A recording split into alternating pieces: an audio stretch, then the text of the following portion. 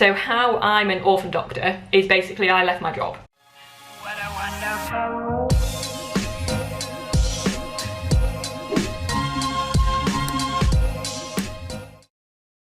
Just want to put a disclaimer in at the beginning of this video. If you are in the same position as me and you don't have a designated body or responsible officer, or if you're looking into getting your appraisal sorted for yourself, please also check current GMC guidelines because they may have changed. What I'm saying right now in this minute may not apply to your appraisal or your situation. I'll pop a couple of links down below from the GMC website that goes through everything related to appraisals, revalidation and things like that. So let's get on with the video. Hello, my name is Megan. Welcome back to my channel. I hope you're all doing okay and that the weather has calmed down somewhat wherever you're living at the moment. We've had some crazy storms recently here in the UK. It's still quite windy, but at least it stopped hailing and snowing and raining. I've got a cup of tea, as always. I've got the Yorkshire bedtime tea. No, that's wrong. Biscuit brew. I left the tea bag in for too long, so it tastes a bit too much, you know, but it's still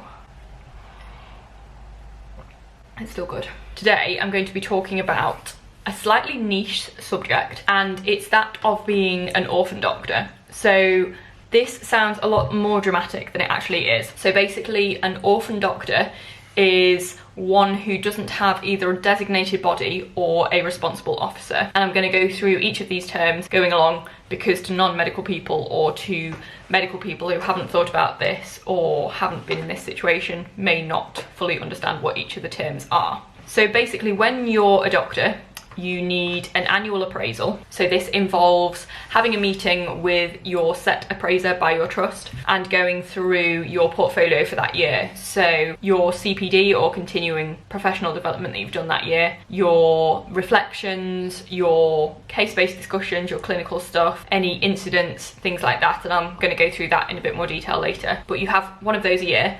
And then once every 5 years, you have revalidation. So this is from being fully registered with the GMC, which is at the end of F2. You have a revalidation, and this looks at all of the appraisals in the last 5 years, and it looks at whether your GMC license can be revalidated, so carried on for another 5 years. So that's appraisals and revalidation very briefly, but I'm going to explain what an orphan doctor is, how that relates to appraisals and revalidation, how I've made myself an orphan doctor, and what I'm doing for my appraisals and revalidation as being an orphan doctor. So, with regards to the orphan doctor term that I've used, it means that you don't have a designated body or responsible officer. So a designated body is the organisation that will provide you with a regular appraisal and support you with revalidation. So that would be, for example, the hospital or the hospital trust that you're attached to. And then a responsible officer is someone within that trust who makes a revalidation recommendation on behalf of the designated body. So that would be a person within that trust.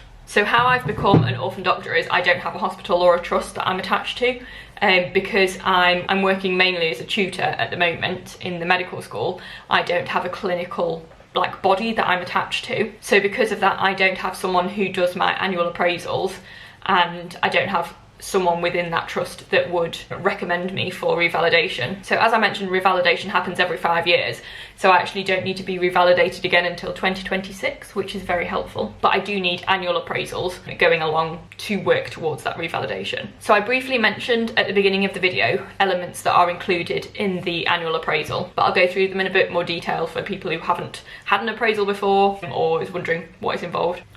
Have a little bit more tea.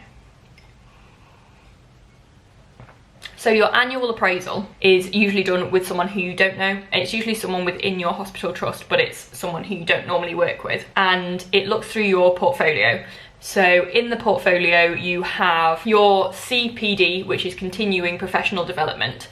And these are activities that show that you're developing your knowledge and your experience as a doctor. So it can be things like courses, it can be reading you've done, it can be study days that you've gone to, and you reflect on these elements of CPD, and you also map them to the different domains that the GMC want in doctors to do with increasing your knowledge and showing that you're continuing your professional development as a doctor. It's roughly 1 hour of CPD time is worth 1 CPD point, and I think on average, do not quote me on this, 50 CPD points a year is what they advise for your appraisal, but the more that you get, the better. Then you've also got case-based discussions and examples of what you're doing clinically. So this can be something that someone's observed you doing on the ward, or you've had a chat with someone about a patient that you've seen, you discuss the management plan. So I don't have that as part of my appraisal at the moment because I'm not working clinically, but that's also included in an annual appraisal. Then you've got reflective elements, so you can reflect on things that went well, you can reflect on things that didn't go so well, you can reflect on the CPD that I mentioned before,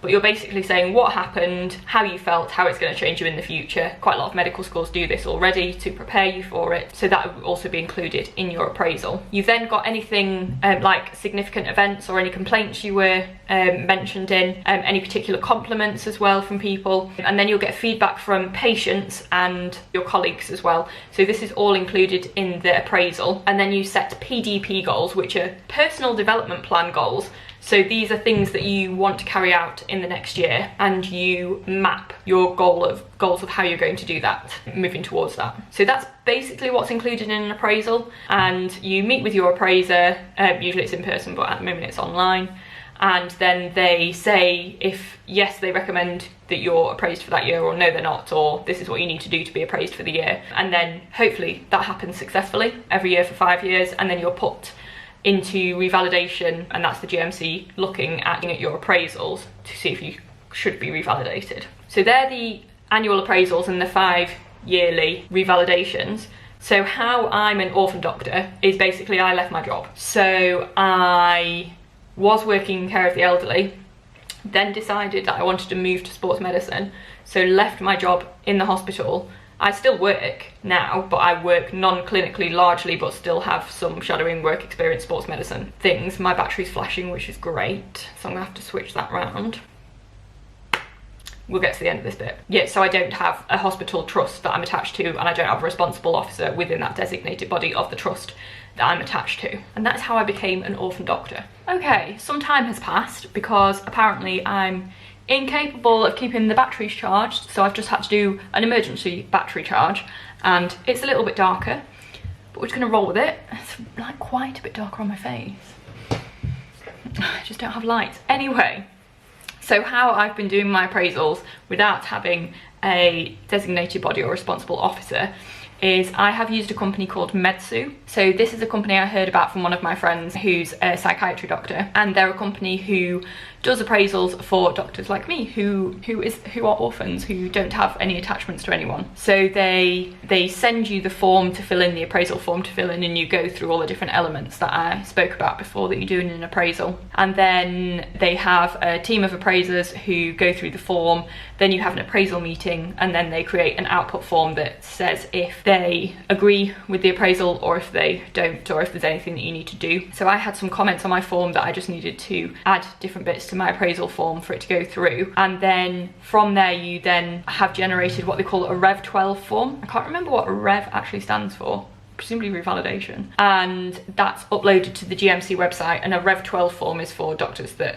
don't have any attachments to anyone, and that works as your appraisal for the year. What I'm finding at the moment is, so that's all uploaded and that's all fine. I'm just waiting for my employers to upload a Rev 11 form that says like what I've been doing this year and that I'm generally a okay person to be working.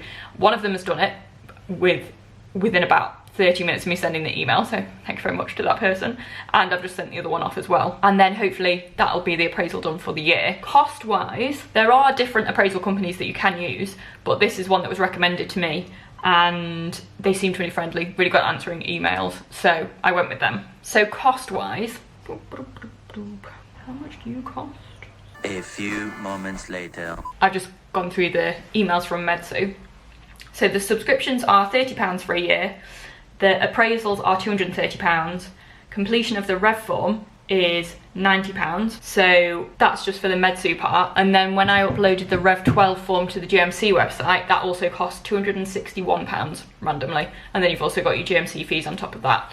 So it's not cheap, but then at the same time I need to have an annual appraisal. The company I found was really good, really good at answering emails. My appraiser was absolutely lovely, and I'll be working with her again for my next 2 appraisals, because you have one appraiser for 3 cycles. So I would recommend them as a company, but as I said, I haven't tried any other appraisal companies, but this was just to give you sort of an insight into the different things that are needed for a medical appraisal, what you can do without like a normal job and without having a designated body and responsible officer, and the likely fees for that as well, because I don't think it's something that's talked about very much, but I would have found useful to know. Thank you very much for watching this video. I know it's a bit niche. I'm hoping to go away this weekend. I'm taking myself away for a night, weather and COVID allowing. I'm very excited just to go on my like little solo adventures again. So stay tuned for that because I'll be vlogging.